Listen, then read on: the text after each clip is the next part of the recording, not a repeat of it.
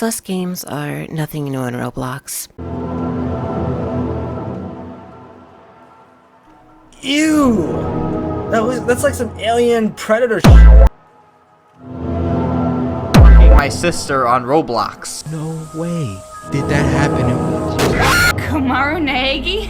More like... They've essentially become an epidemic on the site, a sort of infection that lives in its own corner of degeneracy on the platform.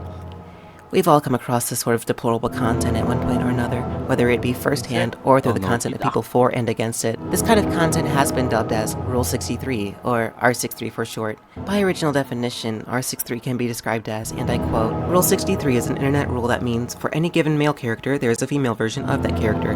This also applies to female characters turning into males. Unlike Rule 34, there are two exceptions to this rule.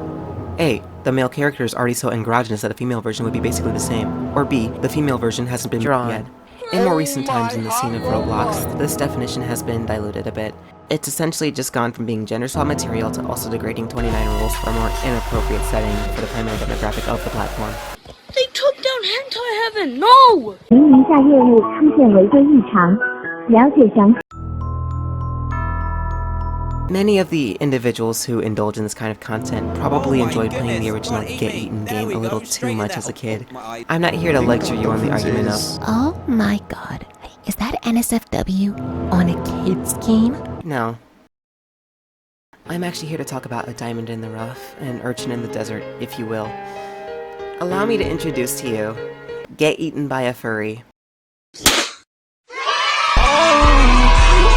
This game was created by Pantera Kawaii on the 25th of January 2022 and recently has been updated 2 days ago at the time of recording this. And let me tell you, there's just something I can't get enough of. You get everything from the simplistic gameplay to the overall sense of humor combined with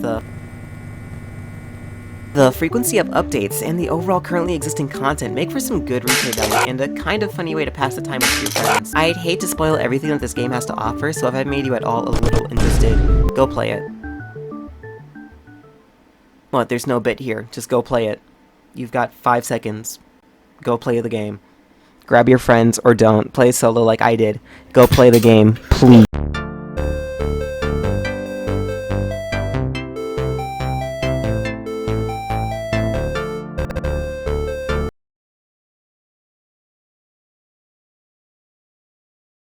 If you actually went to go play the game and then came back to this video, make sure to comment something like AFK and I'll heart it for your honesty or something. But to all of you who are too lazy to go play it yourself for whatever reason, then consider this a blind playthrough. I'm gonna include mostly uncut gameplay for more authenticity, but I can't help giving my own opinions reflecting back on it.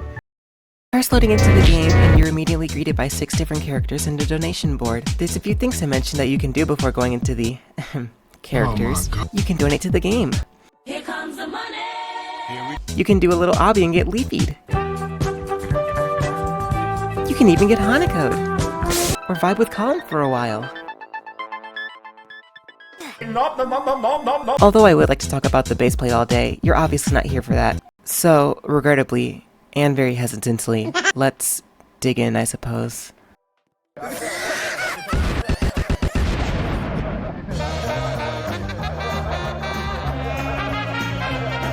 And there you have it.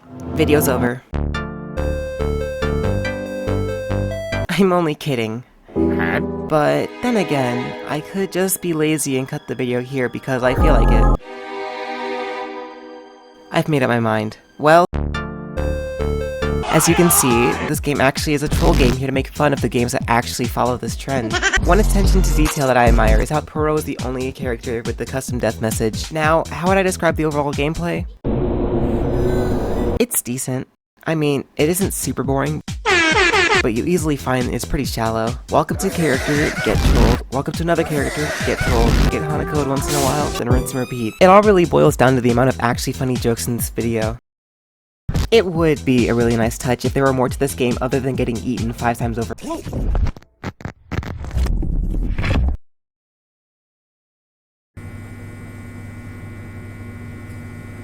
Huh. That's different. Welcome to the Backrooms. This needs no introduction. We all should know the general concept of the Backrooms at this point. In all honesty, I was not expecting to find something like this. It just felt like a complete 180 from the initial tone of the game, especially with the killer atmosphere. Just take a listen. Now, I am unsure if there are or aren't any creatures in this rendition, but my gosh, do I not want to stick around long enough to find out. I enjoyed experiencing this last, especially on my first time playing.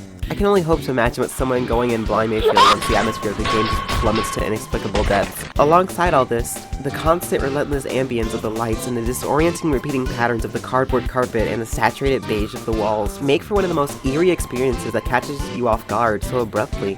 I also love how uneasy this place made me feel when I realized just how relieved I am to find the exit and be teleported back to the main game. And that's a wrap. What? Did you think there was going to be more to talk about? Keep in mind that the game still is receiving frequent updates at any time, so this video may be out of date within the next day or so. So, yeah, this concludes this video on praising a fake NOM game.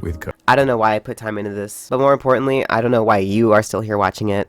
Go away, take a shower, go ride a bike or something.